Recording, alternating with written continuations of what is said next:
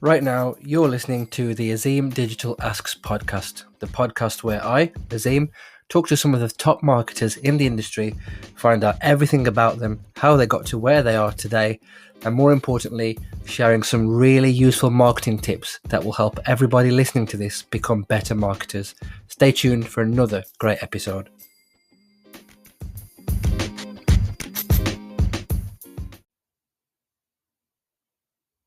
Hello, and welcome to another episode of the Azeem Digital Asks podcast. Very excited to introduce my guest to you today, all the way from Boston. She is the digital marketing manager at KoMarketing. She's a speaker. Most importantly, she was recently listed as one of the top 50 most influential PPC experts for 2020. My guest today is the awesome Andrea Cruz. Hello. Hey, how are you doing today? It's a pleasure to be here. Not a problem. I'm very well, thank you. How are you? I'm doing great. A little bit hungry because it's lunchtime here. So before the episode, we were talking about time zones and issues that we were having and issues with each other's names. And I think for me, it's just after 5 o'clock here. So I'm very much on wind down mode, but you are like halfway through your day. That's correct. And I think it's going to be interesting. I'm scared of even saying your name because I don't want to say it wrong. And I feel people always have that issue with mine. So it's pretty funny to be on the other side of the coin. It's all good. You can say it how you want. Right. Let's get into it. So before we talk about yourself and marketing and everything else, I always ask a random question to my guests to start off. And your random question is, you're out and about, you have to sing karaoke. What song do you pick and why? So picking the song is not an issue. What will never happen is anyone in the world besides my husband will ever hear me singing because nobody wants to do that.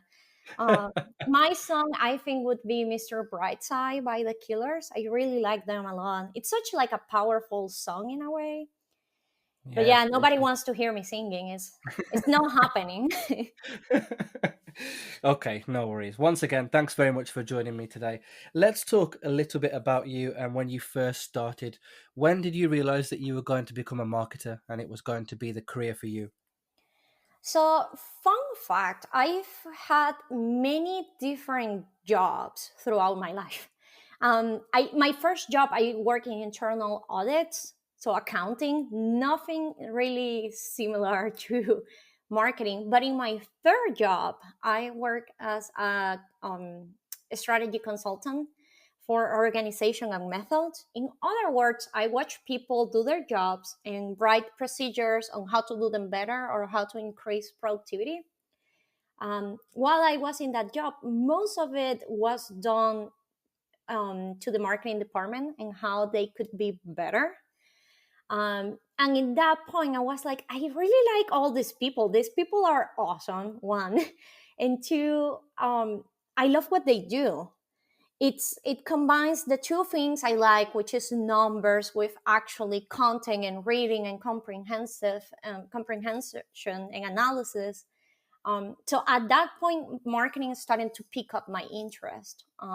But I didn't really work full time on marketing until I joined KoMarketing back in 2015.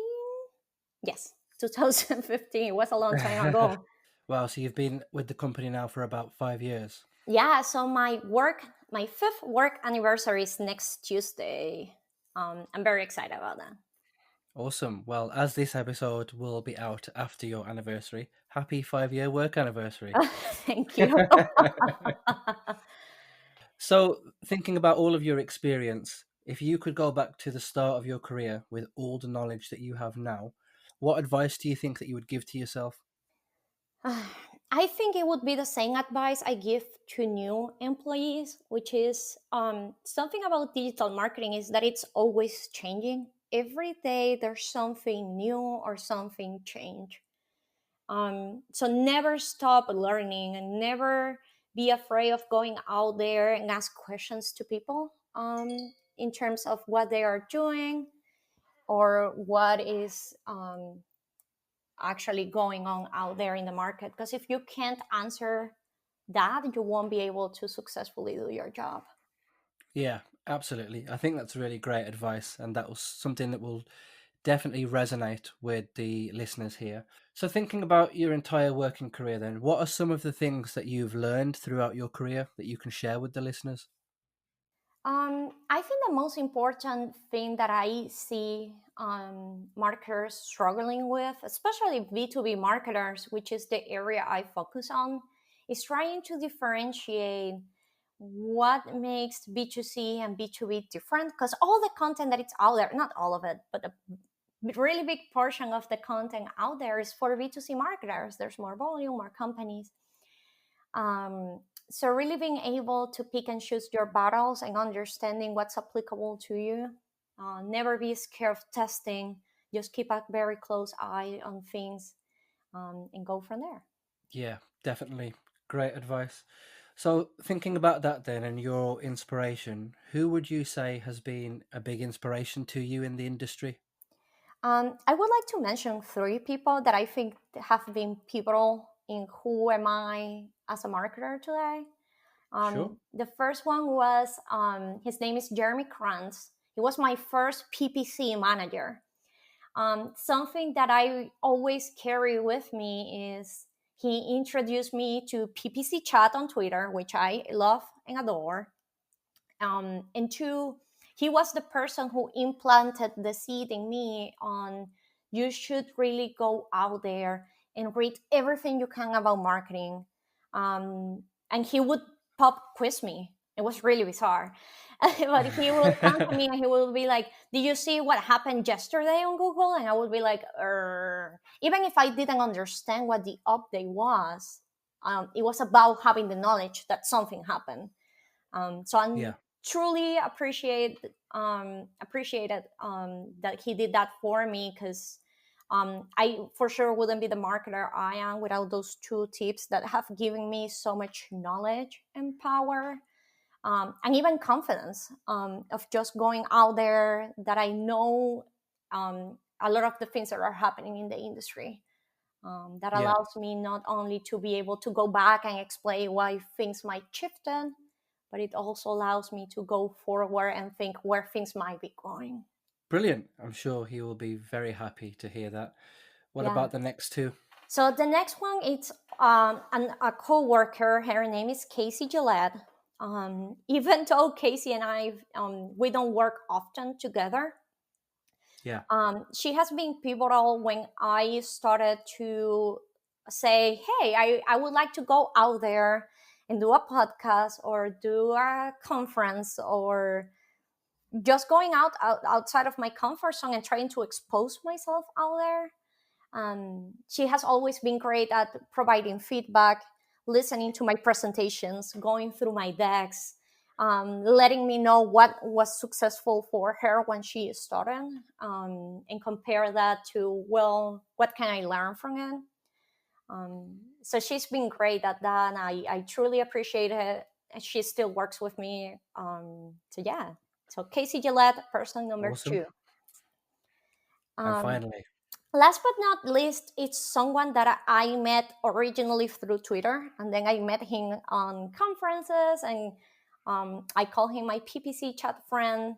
It's AJ Wilcox. The reason being, I I think AJ is the brightest and sweetest person out there.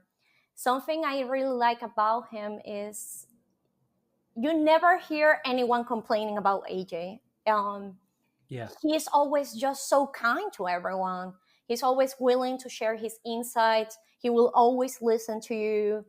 Um, when he gives presentations, same as Casey, they are terrific presenters. So I really appreciate how he remains so humble. And that's the type of person I would like to be. Someone that people can go to because you are gonna treat them nice and you're gonna be able to provide them with answers and insights.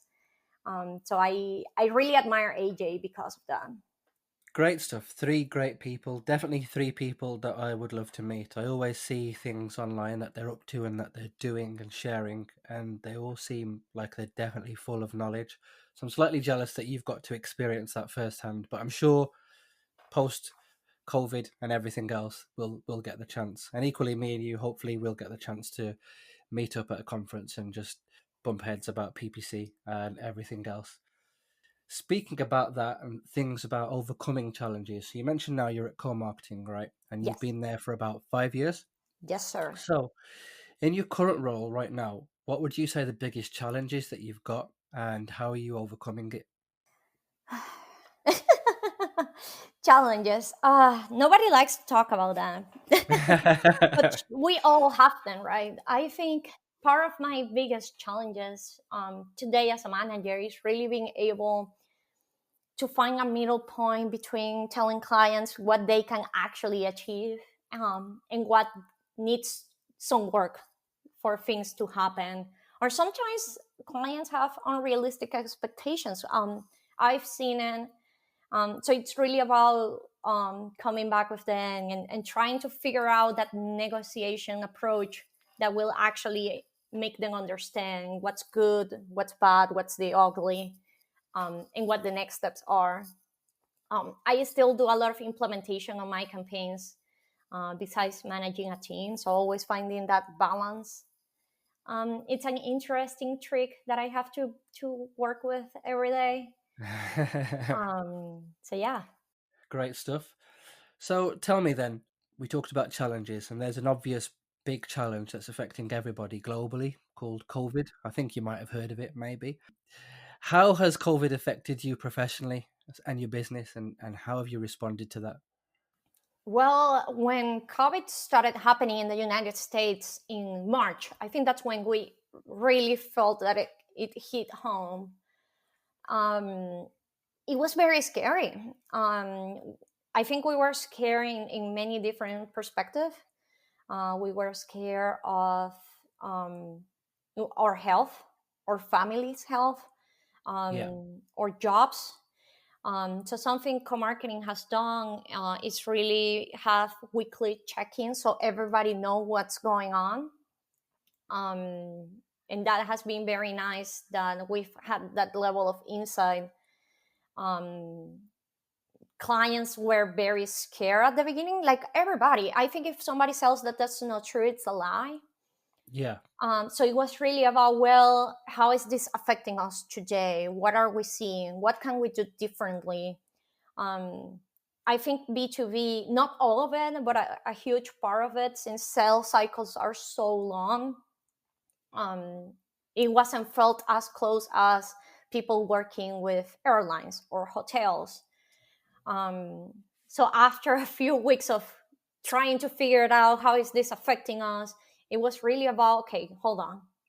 What was our goal for the year? How are we pacing? Can we still achieve those goals? Do we need to put more effort and time into certain tasks? And really tell clients, look, this is the plan and this is what we are doing. We have um, checkpoints every month to confirm how good or bad we're doing, and really come up with recommendations. Okay, this is what we need to continue to grow, or this is what we need to change to reverse any negative trend that we might have seen. um, but today it feels better. It doesn't feel like clients are scared anymore. They can see that there's a good grasp on what's happening and their goals, and taking it from there. Brilliant. Absolutely brilliant. And it's a very open and honest way to put it. I do a lot of reading online, and I see that in some companies and places, people talk about COVID-19 as a strategy and a marketing strategy. And I read it and it just makes me shocked because I'm thinking this is like a global pandemic. People are losing their lives. And for you to try and compare it to marketing is just, it's not the appropriate way to put content out there. Certainly, my opinion, at Yeah. least, anyway. I haven't been on that situation, which I'm glad, Yeah. Yeah. because I don't know if personally I would feel comfortable with that. But it's work for certain people, so good if it worked for you, and sorry if you went into a direction that didn't work for you. Yeah, absolutely. So, touching on the subject of reading and learning, how about yourself? How do you do that? How are you continuing to learn and gain knowledge to keep on top of what's everything going on with the industry? Yeah, so my key number one source of information is the amazing people I've been able to find and follow through Twitter, just like you. You Thank you. guys are you guys are my daily inspiration. I use my Twitter solely for marketing. So it's so nice that it's people I trust or people I've met, as well as publications that I find useful and relevant for the digital marketing industry.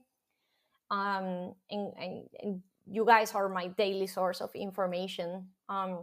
Besides that, I always like to keep up with the latest um, trends published by the really big publications out there, from Search Engine Lang to Search Engine Journal to Search Engine Roundtable, Adweek, etc., etc. And then number three, I do podcasts. Reviews, Marketing O'Clock. I love them. They publish every Friday, Yeah, and they give you a summary of anything that you might have missed over the week. So that's my way of keeping in the know of everything that's going on. That's how I do it. I know that doesn't work for everyone, but it's really been helpful for me. And I've been doing it at this point for years. definitely. I think there is a lot of similarity in the way that you do it to the way that I do it. What I used to do before was see articles and bookmark them for later on, but then never read them. So now I'm definitely very active on Twitter and listen to podcasts when I can, just to try and keep on top of everything that's happening in the industry. Great Yeah. stuff. Really interesting answer. I'm definitely going to seek out some of those accounts that I don't follow. I'm ashamed to say I don't follow all of those. I will definitely fix that. Yeah, because I that's the thing I like about Twitter the most, which is it's so short. Because if I go to LinkedIn, people write this very long post, Mm, and yeah, it's like I don't have time for this. I need a summary. yeah, So absolutely. that's why Twitter has been helpful for me. But for sure, throughout time, there's people that I thought was helpful at the beginning. They pivoted on their careers. So just make sure you're always checking on either new people or taking people out that they might not follow the same goals you are currently following in your career today. That's great advice. Brilliant. I'm really enjoying this so far. Keep coming with these really useful insights. So we've been very positive so far. We've talked about everything that you've done, all the successes that you've had, and everything that you've done really well. Let's flip that coin on its head and let's talk about failure for a little bit. What would you say, thinking specifically back to the last 12 months, what has been the biggest failure for you and why do you think that it happened? Not being confident on myself. Um, I Mm, think at some point in my career, um, I didn't feel like I had all the answers, and I don't think anybody was expecting me to have all the answers. yeah, So I try to stop being reliant on other people and actually doing the research for myself. Like, okay, here's the problem. There has to be a way I can figure this out on my own, or mostly on my own, besides just going to my I call them my table buddies, to my coworkers, because I, for some reason, I was not feeling confident enough with all the challenges that were coming across.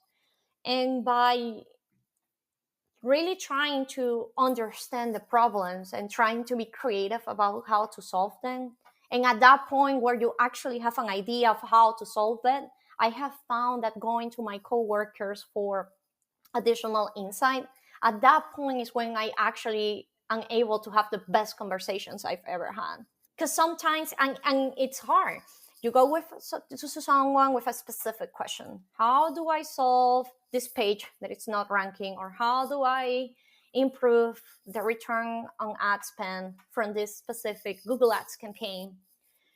yeah, But if you have some insights into what things have changed, what have you done to try to fix them, what were the results of those tests, is there anything new that maybe other people are doing and my client is not doing?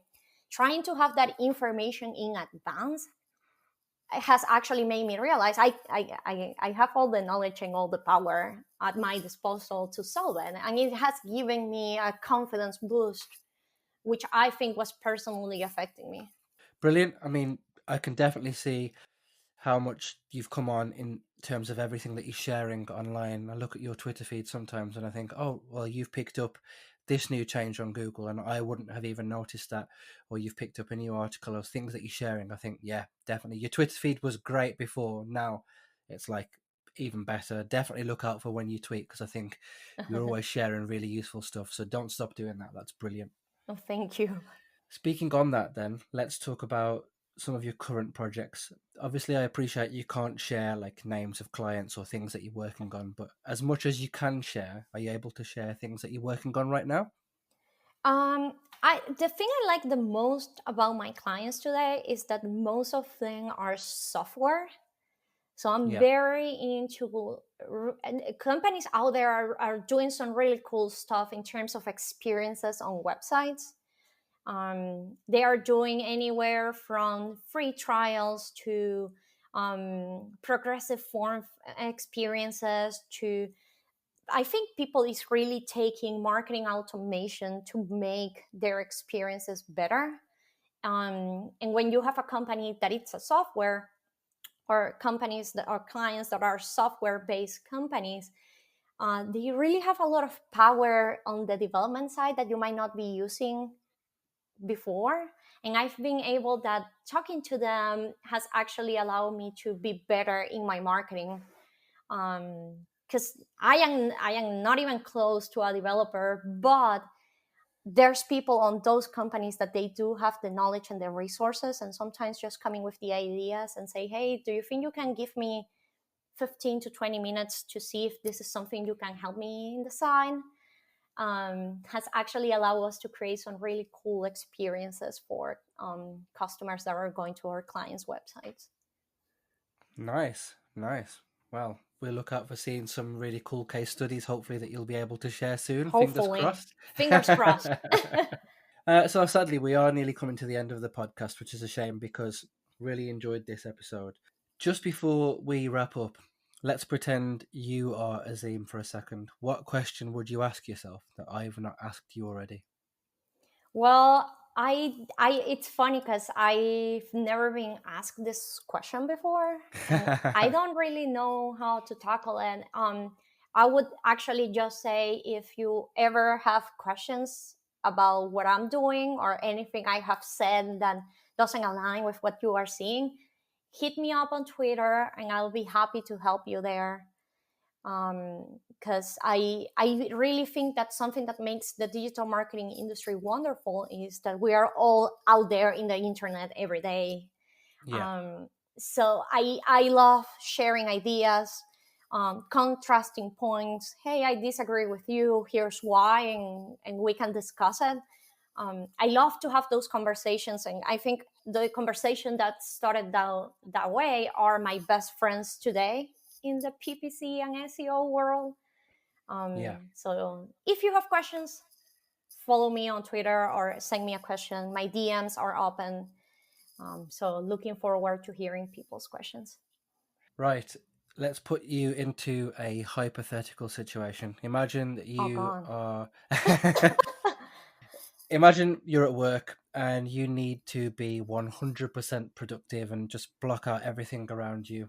What are you listening to? Do you have a favorite song, artist, playlist, podcast? What's in your ears? What helps you get into the zone?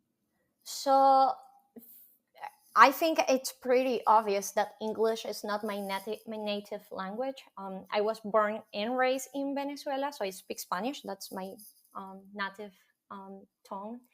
Yeah. But if I'm doing analysis and I'm very stressed out, I would listen to something very soft, maybe like a piano music. Um, but if I am feeling very happy, I would listen to anything. I don't have a range. I would go from BTS, which is K-pop, to Yeah. salsa, to a ballad in English. The only thing I can't do is if I am writing in English, the music has to be in English. If I'm Ah, writing okay. something in Spanish, it has to be in Spanish, because if not, my brain, it doesn't work. It stops working. So Nice. whatever I'm doing has to be consistent with the language of what I'm listening. Because if not, I get like it doesn't work. Awesome. Yeah, a while ago, I was having weekly Spanish lessons. We have got this amazing woman here called Yolanda at our workplace, and she was teaching us Spanish. And I was doing really well. And then I got to try to understand the difference between soy and estoy, and that's where I just got confused. And that's it. So there was like a 4 or 5 week break, and I just forgot everything now. So I just have to stick with English, unfortunately. Well, I can give Yolanda a hand if you need one. She had to go on holiday for a little bit, so the lesson stopped, and then I was using Duolingo, and I didn't do it every day, and I kind of just forgot about it, and I forgot everything that I learned. So if she's listening, don't hate me. I'm really sorry. Listen, this has been brilliant. Thank you very much for being a great guest. Where can people find out more about you? How can they get in touch with you? What are your best contact details or social networks to get you on? Yep. You can definitely find me on Twitter. My Twitter handle is Andrea Cruz 92.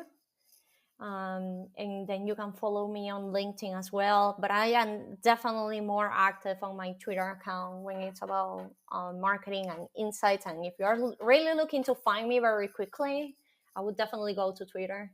Yes, 100%. If you are listening and you are not following Andrea, I would strongly recommend that you pause the podcast right now and follow her immediately. Once again, thank you for being a great guest. I will leave the final word on this episode to you. It was just a pleasure being here. I appreciate all your comments on social media as well. I think you are brilliant. And I'm looking forward to meeting you in person and to meeting anyone who is interested or hearing your thoughts on social media, to anyone who is listening to this podcast.